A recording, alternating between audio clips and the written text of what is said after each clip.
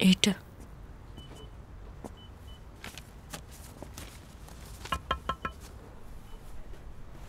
Yes, কাকে চাই? সৌমেন বাবু। আমি, বলুন।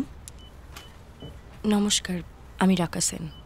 ও আচ্ছা, তুমি একটু এদিকটা দেখো তো, আমি আসছি। তুমি আবার কোথায় যাচ্ছ? একটু দরকার আছে। কি দরকার? আর এরাই বা কারা? সেটা এখনই আমি বলছি। আপনারা একটু ওদিকটা গিয়ে বসবেন, আমি হ্যাঁ আসছি। হ্যাঁ নিশ্চয়ই। আবার কোথায় কি বাঁধিয়ে এলে বলো তো? আর 14 বার আমি জামিন করাতে যেতে পারবো না। আমাকে থামিয়ে তো লাভ হবে না। প্রতিবার কিছু না কিছু করো আর ফেসে যাও। উফ।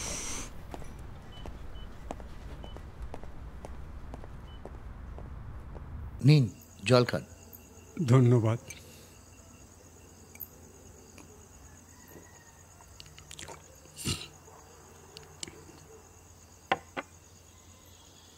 আমি আর ভাবতে পারছি না। আমিও ঠিক বুঝতে পারছি না, জানেন।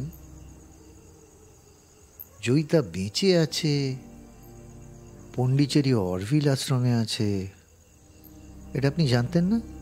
না, নিখোঁজ হবার পর থেকে কোনো যোগাযোগ ছিল না ওর সঙ্গে।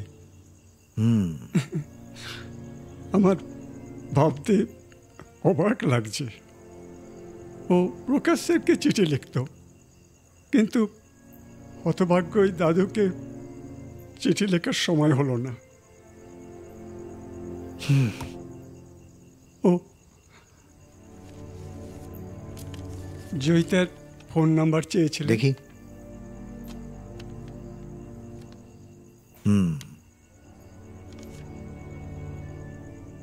আচ্ছা,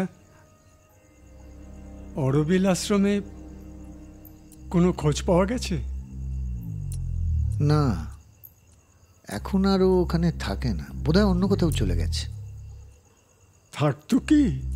আসলে জয়িতা রায় নামে ওখানে কেউ ঠিক চিনতে পারেনি। আচ্ছা, ওই প্রকাশ স্যার, মানে ওই এসডিপিও স্যার, সৌমেন আর কুণাল বলে দুটি ছেলের নাম বলেছিল। এদের দেখলে আপনি চিনতে পারবেন?